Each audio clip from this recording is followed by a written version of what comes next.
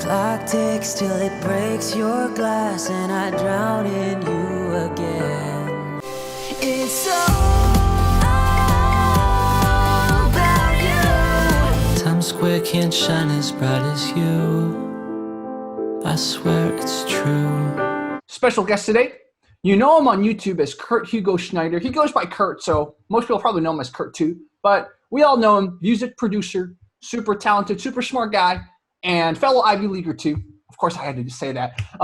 So I wanted to talk to Kurt because Kurt's built a very, very successful YouTube brand, a brand in general outside of YouTube too. And he's a musician. And I just want to learn more about how he went from this college student to, wow, international celebrity. So Kurt, welcome. Thank you. You talk me up too much. Thank you, man. Well, it's well-deserved because, see, I remember when I first stumbled on Kurt, this was junior year of college. I had this thought, maybe I want to do something related to entertainment too. And then Kurt's videos, Kurt and Sam Shu, their videos just kept popping up on my YouTube. And then they did this college musical thing, which was really funny. And I'm like, wow, that is where YouTube's going. And Kurt just wrote it. So Kurt, tell me about those days when you were in college. What gave you that inspiration? Well, when I was in college, I had a college job just working in what was called their digital media center. Honestly, mostly what I did was just make sure no one stole the cameras and helped people print out things when they couldn't figure out how to use the printers. But they had an awesome recording room, and I had 24/7 access to all this great equipment that I didn't own. So I was, and I've always been interested in music. So I would just, start producing things, and YouTube was really an upcoming platform at the time. There weren't a lot of huge channels, even though there were viral videos, like you would go on YouTube to just watch whatever crazy video was trending. There channels weren't maybe necessarily as big of a thing as it is today. And yeah, I just figured hey, look at what all these other people are doing. And I love music, and I have a lot of things that I want to make, and, maybe someone will find it cool. So yeah, just tried uploading stuff on the internet. When you decided to start uploading music videos, was that the only thing you thought about, or did you in the back of your mind think, oh, maybe some other things too? So tell me about that process of figuring out your brand. Yeah, totally. I mean, I think I've always been, as far as what I've put on YouTube, it's pretty much always been music videos, to some degree. I mean, I've tried to make music with weird instruments, and back in the day, I had this video from 10 years ago where I played something on cell phones, and it's a classical piece, but I'm playing it on cell phones. So making music with things that you wouldn't necessarily think of as musical has kind of yeah, I guess, been a little bit part of the channel, maybe something that separates a bit from other more traditional musicians. But yeah, I mean, I think when I started the channel, I was thinking about it as an outlet to put music videos and just, hope that someone other than my mom liked it. I see. So you went on the YouTube journey. I guess I was the same, but it was almost like you never thought this was going to be your career. You never thought this was going to be your fame, so to speak. It was just an outlet. Yeah, I mean, I was in school at the time, so fortunately, I was in, I guess, my junior year when I started uploading on YouTube. So, fortunately, I was still, a year and a half or thereabouts away from, having to be thrown out into the real world and having to get, something other than just my part-time college job. So, I guess I feel fortunate that I had that time of just being able to put random stuff on the internet while not having the pressure of having to have a full-time job. And then obviously this became my full-time job.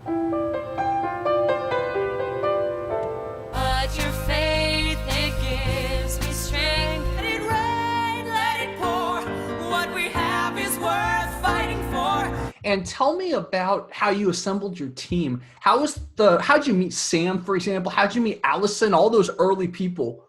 Yeah, totally. I mean, most of them were college friends. I mean, Sam, actually, we go back well before college. So we actually went to not only high school together, we went to middle school together. And we grew up like a street apart. So we were on the same bus route to our local, public middle school and public high school, Wissahickon Middle School, Wissahickon High School, in like, outside of Philadelphia. And yeah, I was one stop on the bus and Sam was just the next stop. And I think it was obvious in middle school that Sam was just an incredible singer. And, Sam's also just a great dude, but more than just being an incredible singer, he's also just a really good musician, which is actually like a different skill. There's people who are amazing singers, but maybe don't know as much about maybe music theory or playing something or how to pick out a melody and play it on piano or stuff like that. Sam is an amazing singer and he's amazing just overall musician. I see. It must have been really exciting when both of you went to college together. Yeah, it was crazy because in our little public school, there weren't that many kids before us that went to Yale. And then I was 1 year ahead of Sam. And I went to Yale, and then the next year, Sam comes to Yale, and it's like, hey, look at this kid that's here now with me. Huh? I seem to remember him from somewhere. You were studying math, right, when you started making videos? Yeah. I got my degree in mathematics. I've always loved math. I still do love math, actually. I mean, except now it's, music's my job, so. Exactly. Do you ever think about creating another channel on teaching people math or anything like that? It's funny. I actually talked with someone about that at one point, but probably not. I mean, probably not. Even though I still do love math, but yeah, I think I probably wouldn't. Yeah, makes sense. So, what was Sam studying when you and him started making videos? I was studying classics, like classical Greek and all that stuff. So yeah, Sam's major was classics, mine was math, and both totally different than what we're doing. So you never know. You never know how your road's gonna turn and all that stuff. Yeah.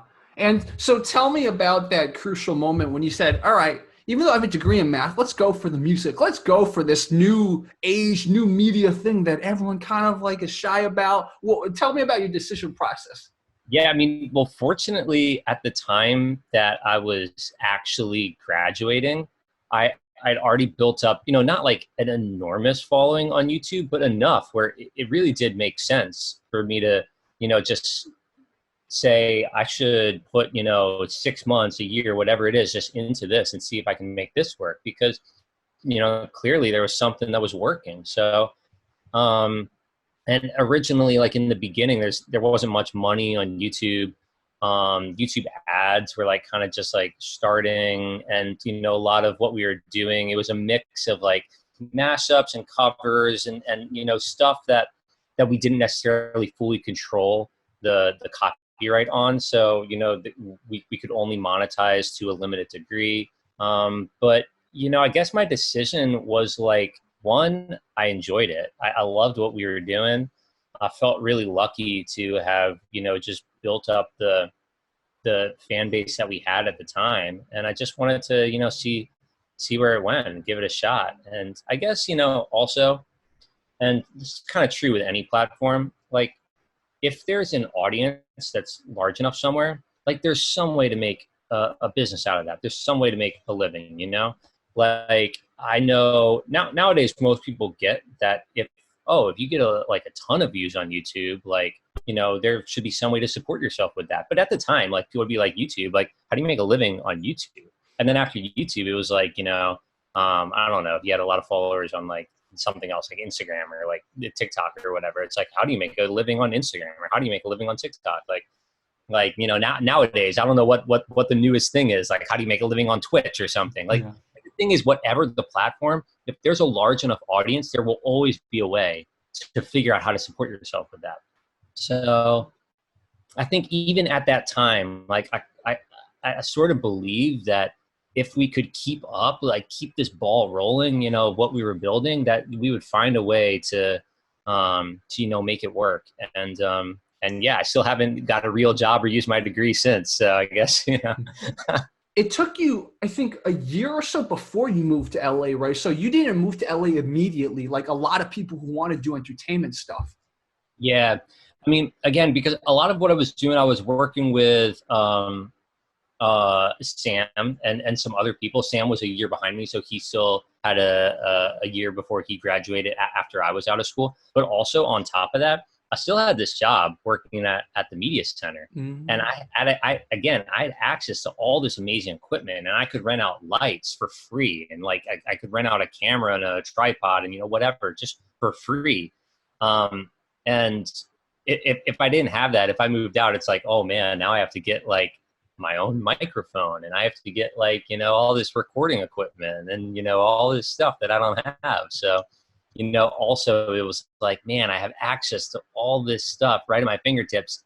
And, they pay me for the hours I work there too. So, so yeah, that was a lot of the reason why that year after I graduated, I stayed in New Haven, just working and, trying to make videos and doing the stuff. Learning that was a really smart decision, because reflecting from my own journey, I graduated the same year as you, I think. And I went out to LA. And when I was out to LA that summer, I remember I was like, wow, I don't have the equipment. I don't have the support network. And then I moved back to Philly because that's where my support network was. And that's how I got my YouTube journey started too, because I did waste I didn't waste, but I did spend 6 months like, whoa, where do I get the equipment? I even spent a lot of my own money buying my equipment, but I actually, like you, Kurt, I had a job in the video lab too. So like, if I thought about it differently, I could have done exactly what you did. So you made a really good choice. Just keeping a year, because most of my friends were younger than me. They were artists too. So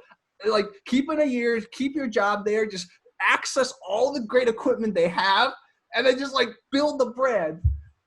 Totally, man. And it was funny, by the time that I was actually ready to move out to LA, I was living, so actually that year after I graduated, I was living on a couch, on my friend's couch at the time.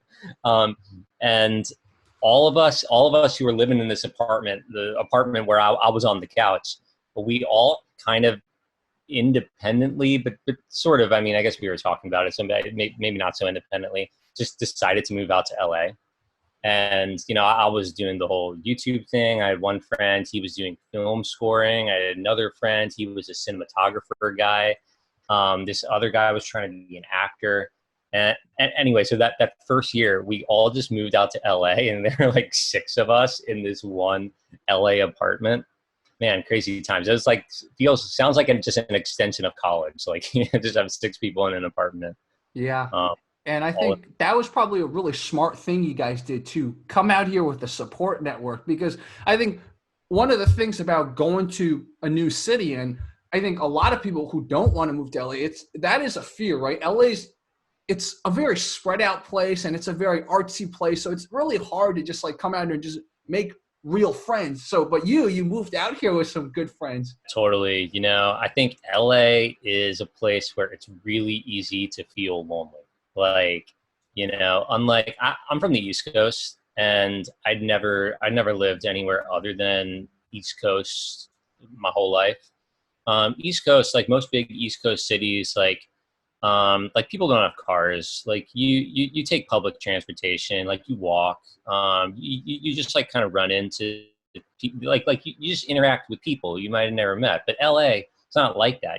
LA, first time I was out in LA, it's like, wait, like everyone drives to get around because there's basically no other way to do it, and like everything is so spread out. So basically, you don't ever run into someone. Like you only meet people. Like if you're going somewhere in LA, you're like going to a particular location. You're just like not going out to like, oh, well, I figure I'll just walk down to Washington Square Park, and then like on the way I'll like go through like that's not a thing in LA. So. Yeah, I think if you don't already know people in LA, it's definitely probably really easy to get lonely, in this city. So yeah, really feel fortunate that I moved out with some people I knew. And so tell me about the YouTube, the brand building journey after you came out to LA. Did stuff take off a lot real quickly, or was there kind of like peaks and troughs? I think with anything, there's like, it's kind of like you got some ups, you got some downs. I've had some periods of ups and downs. Like, fortunately, like, I just feel so lucky that I've been able to just keep making stuff. And, like, I've never got another job other than just making things. And, trying to just always adapt to what's changing in social media, what's changing in like just this whole crazy internet world. I mean, like there's always some new platform. There's always some, and even if it's not a new platform, there's just changes in YouTube and the type of content that necessarily works on YouTube. So just trying to go with it and figure out how uh, how I'm going to be here 5 years from now, how I'm going to be here 10 years from now, how, just keep making stuff and trying to just, I don't know, keep calling this my job. So talk about new platforms that you mentioned. I know, for example, you're on Amazon, you're on Spotify. What was the decision like to go on those? Was it kind of a spur of the moment, or was it like you did a lot of research, R&D before? Tell me about that. First of all, just for us as musicians, downloads and streams, well, downloads originally, that was like probably our first real revenue source. Because of the whole copyright things with stuff, it was tough for us to monetize on YouTube with YouTube AdSense. However, you can sell downloads of cover songs as long as you just pay the original publisher a percentage. So we were actually making that was probably the majority of that was like what was paying our rent, was downloads on iTunes and stuff. And then when Spotify came along and these other streaming services, that was definitely something that was game changing in the whole music space. And originally, just as someone who's coming from, like, hey, a lot of our revenue is downloads. Well, now there's streams and people won't be downloading stuff anymore. No bueno, right? But you have to be able to adapt. And if people are on Spotify, and if that is how people are consuming music, then we want to be on Spotify. So basically, wherever the audience is, that's where we want to be. So, try it out. And then obviously, especially in the past few years, like, downloads and sales have gone like, wow, and streaming has, done the opposite thing. So, yeah, definitely right now, very glad to have music on Spotify. I mean, Spotify is probably a pretty important part of a lot of independent musicians and independent artists, like, just way of supporting themselves. Yeah, and the recent announcement, one of the biggest channels that I follow, Joe Rogan Experience, is going on Spotify, right? So Spotify could be making a move, as the algorithm keeps changing and people keep being like, on YouTube now, maybe more people are going to move to Spotify. Who knows? The world's always changing, so it's very hard to predict the ebbs and flows of the internet. Exactly. And I think a good question that probably a lot of viewers want to ask you is, what is the day in the life of Kurt like? They see the output, they see the awesome music videos, but what does Kurt do to make those music videos? How do you get those videos? How do you contact the people? How do you get them to your place or wherever you film? And how do you then film and everything? Well, most of my day consists of sitting here in this chair, and there's my little mini work setup here. Got my keyboard in the back, and I set up a little mini vocal booth over there. And yeah, I record. I try to think of some crazy ideas. Got a whole Google Doc of probably mostly horrible video ideas and just bad ideas that will never be produced and never see the light of day. And just try to make something that I like, and I hope some other people will too. Whether it's a track that's going up on Spotify or a YouTube video, or honestly, recently, speaking of like adapting and like ebb and flow, TikTok, actually now I'm trying to grow that, because that's obviously a new platform that, speaking of like, well, if the audience is somewhere, then I want to be there. So if the audience is on TikTok, then I want to be on TikTok. So Something I never thought I would say, by the way. Yeah, exactly. And I think it works. TikTok works especially well for your brand because your brand's like fun, it's music, it's very relatable. Like I spent about a month trying to get on TikTok just because, I knew the algorithm because I used to work at the company that bought TikTok. But what I realized was the stuff I was doing, unless I would to revert back to college, Jerry, I just couldn't sustain myself that way. So eventually I just kind of like stopped uploading because I'm like, I need to find a better kind of brand that the Zoomers will like before I keep going, because I was taking all the really early videos from one of my old channels and like repurposing them from TikTok, and some of them were doing well, but I'm like, that is so far removed from this current Jerry. So I was like, eventually I'm gonna run out of videos. But I think what you have really good is that this kind of like create cool sounds with cool instruments, do collabs with cool people and stuff. It really works for kind of the TikTok environment. Hopefully. Thanks, man. And hey, I'm gonna have to pick your brain on that TikTok algorithm since you said you were. What we can do, and actually maybe this can be a talk for another time. We can get you and I and a bunch of other YouTubers who want to get on TikTok. I have a friend who just left TikTok. He was one of my coworkers, and very big props to him for lasting more than 4 years at ByteDance. But he's seen everything, so maybe we could ask him some questions. He's probably signed some stuff, so I don't know if we can air it, but maybe we can do like a private roundtable with him or something like that. Yeah, the TikTok secrets. Yeah, the TikTok secrets. He knows it all, man. He was telling me behind the scenes stuff that I can't reveal too, and I can tell you later. But it's Kurt. Let's talk about this, because a lot of people who saw your development as an artist saw that you started doing music in Chinese and you started learning Chinese. What was the process? In fact, guys, for those of you who know me, that's how I met Kurt. So let's talk about that, Kurt. What was your decision like to start learning other languages? Because besides Chinese, I know you're learning Malay also. So tell me about that. I've always had I wouldn't call them weird hobbies, but I would just say I've always had something that I want to, keep my brain active. And even though doing music and all this stuff, it's its own thing. I just want something totally different, totally not related to work that I just, enjoy doing, and like a hobby, and when I was a kid, I really enjoyed playing chess, and I was doing weird nerdy things like math competitions. And now it's, I guess, learning languages, and, been a little hobby for a bit. And I guess the reason why Chinese was because, one, a large part of my YouTube audience has always been in Southeast Asia. I would say after English, the most common spoken language among my audience is probably Chinese, probably Mandarin. And also I just thought everyone always says Mandarin is one of the hardest languages to learn.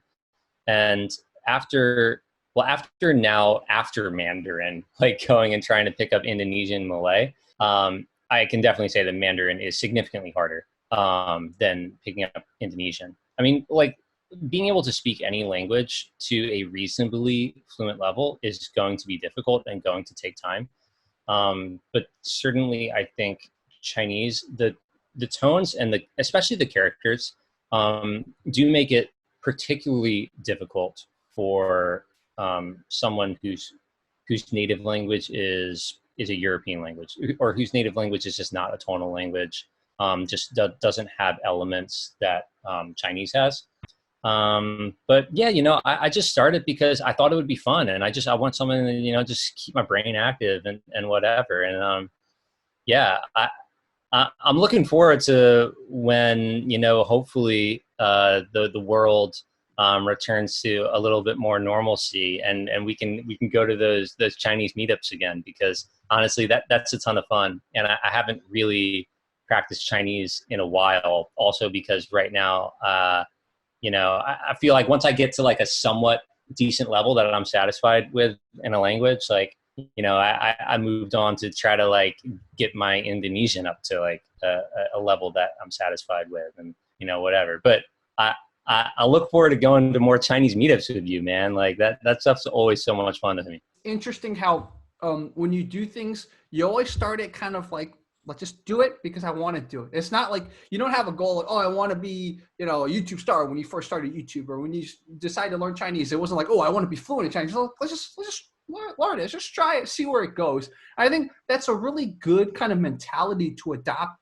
for any kind of entrepreneur, any type of person who wants to create something, who wants to do something business-wise. Because sometimes if we look 10 years down the road and then we look at us now, it's easy to get intimidated. So I always tell people, this is always the word I use, look at small victories. Today, if you learned one more word in Chinese, or you made a little progress in whatever video you were doing or whatever, it's enough. Don't think too far in advance. I really like that with small victories, and I totally agree with what you're saying, that if you set a goal of I want to be fluent, it's hard because that is such a, that seems like it's just so far away that it's hard to imagine the road to reach that goal. I really like the concept of the small victories.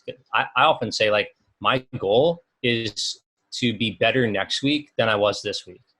And if I accomplish that, then that's success, and then fluency, I don't know how far that is away in any, language, but if I always make it a goal, be better next week than this week, then, eventually you'll find I can talk with people now.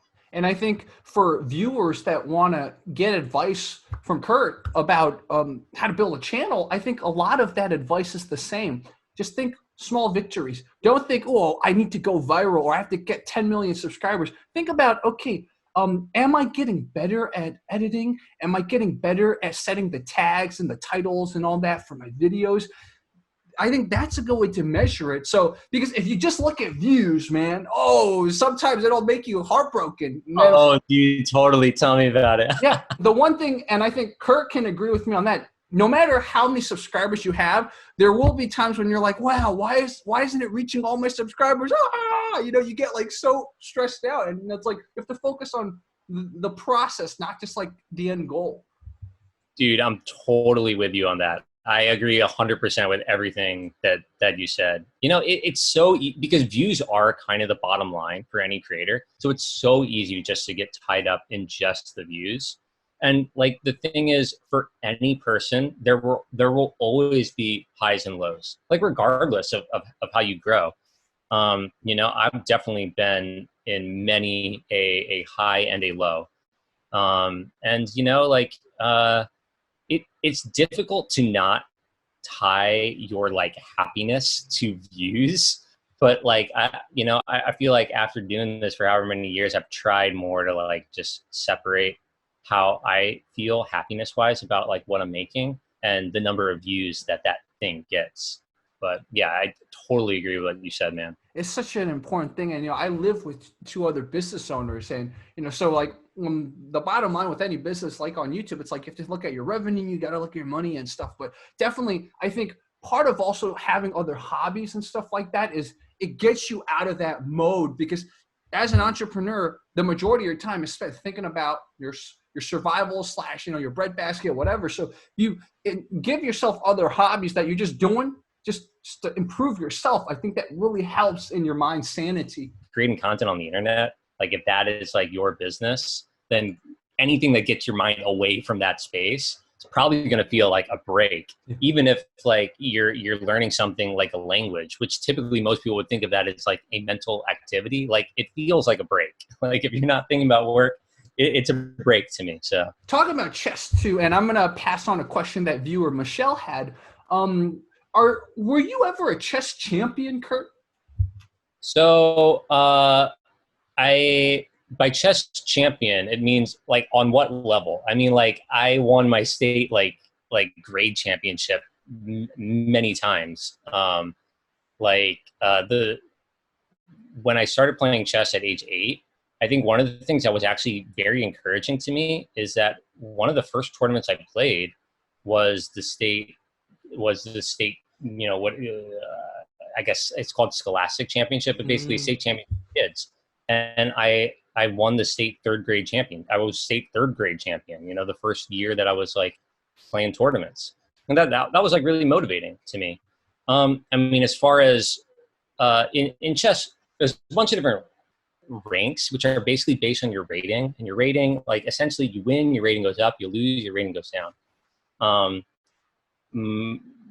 My rating was like 2200 something, which that level in chess, any rating over 2200 you'd call a master, but there's many different levels. Like I wasn't a grandmaster, I was a master. There's a difference.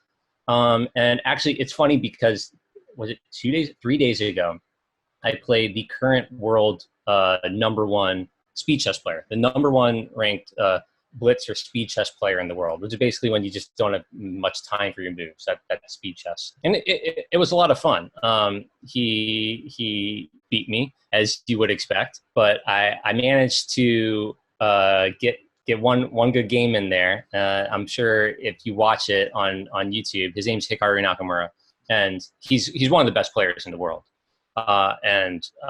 It was so much fun just to play. You know, I haven't played chess seriously in a very, very long time. But like anything that I feel like it's just it's a fun kind of hobby activity, something to get my mind off of, you know, the day in, day outs of stuff. And it really is just a beautiful game. So I love it. Yeah, so you got your language learning, you got your chess. Are there any other activities you do to kind of get your mind off the whole entrepreneurship? Some other unusual ones. I like Sudoku. I like solving puzzles. Yeah, you know, just other little things. I've always liked games and puzzles and math and all that sort of stuff. So anything that's kind of up that alley, I'll probably be into. And, you know, other than that, I just love just chilling and reading and hanging out with Patty and, you know, watching movies, all the good stuff, you know. I'm tempted to ask you if you want to turn any of your hobbies into new channels, but then I realized, well, the full purpose of the hobbies is that I don't want to think of them as like breadbasket stuff. Totally. Yeah, you know, I've asked myself those questions, but yeah, I mean, right now it's like I've done some videos on my channel where it's like I did one video where the whole video is just in Chinese and I'm just like, you know, explaining what I'm doing in Chinese and whatever. And it was for a Chinese song. So I guess, you know, it kind of made sense. And I might do a similar thing with Indonesian or something, but I don't think I'd ever like make a channel that's just about, I don't know, language learning. I'll ask you this too. You know, you mentioned Patty, and a lot of your fans, when they found out you had Patty in your life, were they like mad at you? Were they excited for you? What was that like? Because the reason I'm asking this because China's most famous celebrity, he had the most followers on Weibo, China's version of Twitter. When he revealed he was married or had a girlfriend, he lost like 16 million followers on Weibo or something crazy like that. So did you have any fans like write you tearful letters or anything like that? You know, I've always been pretty private about private life. But definitely like I've been traveling around with Patty when we've gone to events and stuff. So I think a lot of people knew. Yeah, I don't know. I didn't see anything crazy, but yeah, I will just say for people that don't know who are watching, I met Patty 6 years ago, a little over 6 years ago now. And yeah, you know, she's my best friend and I love her. And I feel so lucky that, you know, especially now in this day and age where, you know, we're like locked down and basically you spend almost every moment at home, you know, feel so lucky to have each other. Yeah. And I see that in your TikTok brand building, you've been putting her more into your TikToks. So that's been exciting. Totally, you know, yeah, people seem to like it, and it's a lot of fun for us. What is next for you? I mean, we know you're getting on TikTok, but what else is in your brand's future? Are you going to do more tours when this thing is up? Are you going to expand to some other platform that you're going to reveal soon? Are you going to do other cool collaborations? Tell me more about that. You know, I'm not sure. As far as like, you know, what's crazy coming up, like I'm always trying to. I mean, just the nature of I'm a music producer, but I'm not really a singer. I get the opportunity to work with so many incredible singers. So always have, you know, a bunch of fun collaborators who I'm looking forward to working with, you know, on that whole front. And yeah, just as far as like platforms and whatever, you know, I'm making stuff that will be uploaded on Spotify, throwing some things on YouTube, doing the whole TikTok thing. As far as anything else, you know, thought about trying to get on some Chinese social media platforms. But you know, I just want to enjoy the whole process of making stuff and have fun and you know, just try to take it as it comes. And I actually have one more question. I think this is more YouTube specific, or anyone that has a product or a brand specific. How do you deal with, let's say, negative comments? I think it's something that I've been asking people more, because I used to think I had a good method and I feel like I don't anymore. So tell me about your process. I mean, first of all, do you get negative comments? Second of all, like, how do you deal with them if you do get negative comments? Certainly, I don't feel like I get that many. Mm-hmm.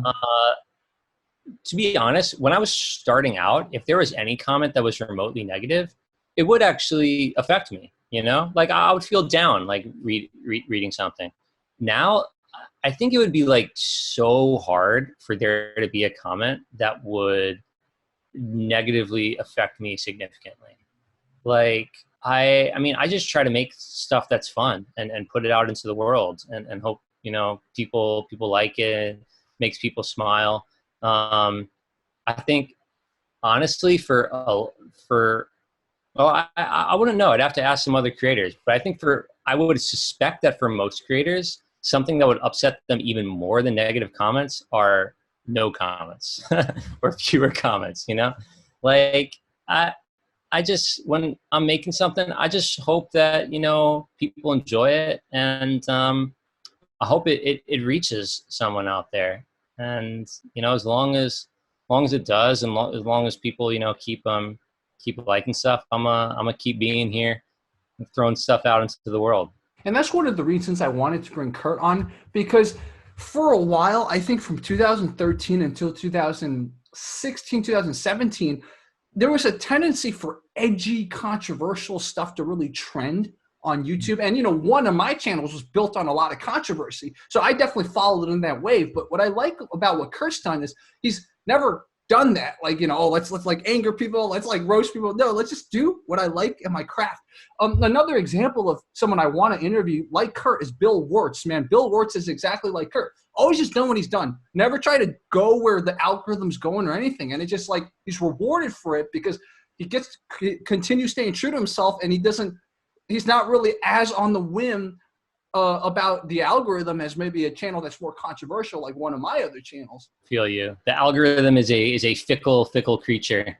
It's very hard to predict. And, you know, I wish I knew the ways of the algorithm beast, but yeah. But you know, if I can't figure out the algorithm, I'll just, you know, keep making things that I like. All right, guys. So this was Kurt, aka Kurt Hugo Schneider.